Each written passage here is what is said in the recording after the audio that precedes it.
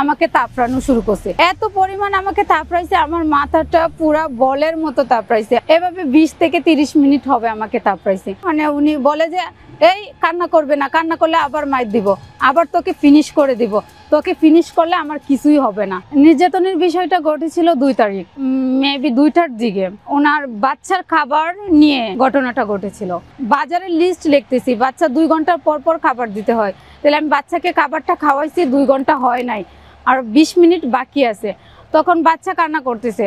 ওই সৌরভ নামে, ওনার makeup room থেকে এসে সৌরভ নামে একজন আমাকে বলল যে পিঙ্কি বাচ্চা কান্না করে কেন? তখন আমি বললাম যে ভাইয়া বাচ্চার সাথে যদি আমি থাকি তাহলে বাচ্চা কান্না করে না, এখন যে আমি চলে আসছি বাজারে লিস্ট করতেছি ওটার জন্য বাচ্চা কান্না করতেছে।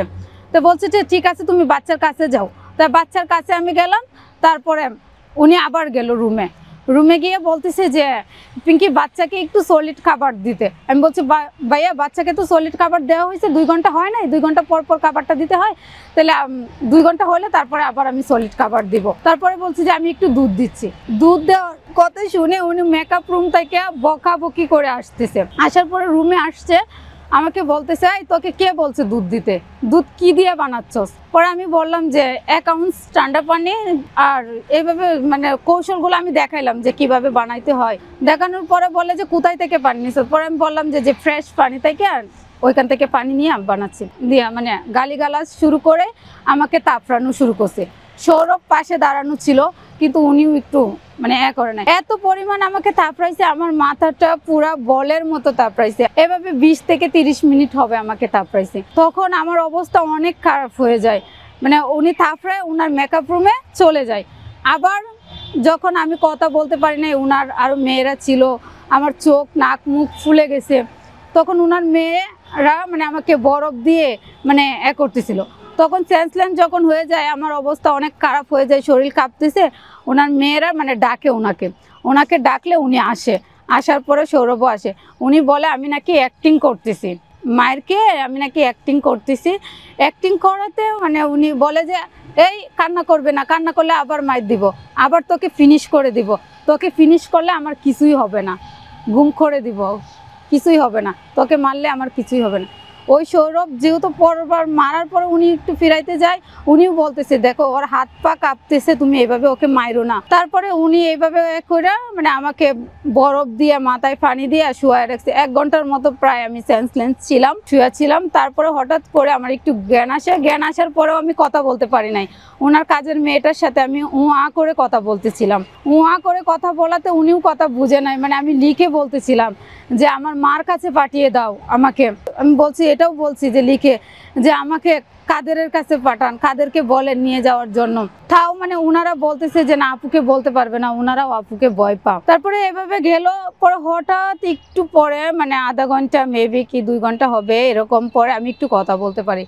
কথা বলাতে আমি এজেন্সিকে ফোন দেই যে কাদের ভাই আমাকে আয়শা নিয়ে যান, আমাকে এভাবে মারধর করছে, আমাকে বাঁচান, আমাকে হসপিটালে নিয়ে যান। হসপিটালে নিয়ে যাওয়ার কথা বলার পরে উনি বলে যে আমি আপুকে ফোন দিচ্ছি, ফোন দিয়ে তোমাকে জানাচ্ছি, ম্যাডামকে ফোন দিয়ে জানাচ্ছি। তারপরে উনি ম্যাডামকে আর ফোন দেয় না, ম্যাডাম নাকি ঘুমে ছিল। পরে আমি আবার ফোন দিছি, ফোন দেওয়ার পরে উনি বলতেছে যে ম্যাডাম তো ঘুমে, তাহলে তখন আমি ওনাকে বললাম আমার ঘুমে, আমার লাইফের চেয়ে কি ঘুমটা ইম্পর্টেন্ট, মানে আমার জীবনের চেয়ে পরীর ঘুম ইম্পর্টেন্ট ছিল। তারপরে এভাবে যায়, মানে আমি ওনাকে ফোনের পর ফোন দিতে দিতে ফোন আর রিসিভ করে না। আর পরীকে আমি পর্যন্ত এভাবেও বলছি যে আপু আমি আপনার পায়ে পড়ে আমাকে হসপিটালে নিয়ে যান। পরীর যে একটা মেয়ে বৃষ্টি নামে মেয়ে ছিল, ওই মেয়েটাকেও আমি বলছি যে আপু আপনার পায়ে পড়ে আমাকে হসপিটালে নিয়ে যান, না হয়তো আমাকে বের হতে দেন, দুইটাতে একটা করেন, এই হচ্ছে কথা। তারপরেও আমাকে বের হতে দিবে না, এজেন্সিও কোনো কথা বলে না। তারপরে আমি নিরুপায় হয়ে 999-এ ফোন দিই। 999-এ ফোন দেওয়ার পরে আমার কান্না শুনে ওরা, আমার অবস্থার কথা শুনে ওরা বলছে যে আমরা 20 মিনিটের মধ্যে আসতেছি, তোমাকে উদ্ধার করতেছি, উদ্ধার করে আমরা হসপিটালে নিয়ে যাচ্ছি তোমাকে। তারপরে যখন 999-এ আমি ফোন দেই, ওনারা রাস্তায় থেকে ওনার ম্যানেজারকে ফোন দেয় যে উনি ফোন দিছে 999-এ পুলিশ আসতেছে বাসায়। তখন পুলিশের কথা শুনেই উনি আবার আমাকে বের করার জন্য তাড়াতাড়ি বলে বের কর, ওই বৃষ্টি নামে মেয়েটাকে বলে যে বের করে দেওয়ার জন্য। এই বের করে ও আমাকে তাড়াতাড়ি আমাকে বোরকা পরার টাইমটাও দেয় নাই, মানে ও বের করে দিছে, গেট খুলে আমাকে বের করেছে। আমার যে অবস্থায় ছিল আমি সেই অবস্থাতেই বেরোয় গেটে একটা রিক্সা নিয়ে বসি।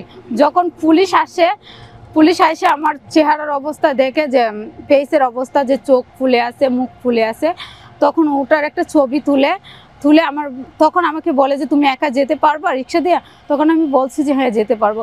কিন্তু মাঝপথে গিয়ে আমার শরীর এতটাই খারাপ হয়েছে, রিক্সাওয়ালা আমাকে সিএনজিতে তুলে দিছে। ওই সিএনজিওয়ালা আমাকে কর্মীটোলা হসপিটালে নিয়ে দিয়ে তারপরে 2টা ইঞ্জেকশন দেওয়ার পর, তখন আমি কথা বলতে পারি না, আমার অবস্থা অনেক খারাপ ছিল। 2টা ইঞ্জেকশন দেওয়ার পরে 1 ঘন্টা পরে আমি পুরো ঠিক হয়েছি। ঠিক হওয়ার পরে যে ওষুধগুলো দিছিল এগুলো খাওয়ার পরে একটু সামথিং ঠিক আছে। ওনার বাচ্চার মানে উনি আমাকে বলে নিয়েছিল বাসার কাজের জন্য, শুধু বাচ্চা দেখার জন্য, বাচ্চা কেয়ার করার জন্য। কিন্তু উনি বাচ্চা কেয়ার করার কথা বলেনি, উনি বাসারও কাজ করতে হয়, রান্না করতে হয়, তারপরে হচ্ছে অনেক কিছু করতে হয়।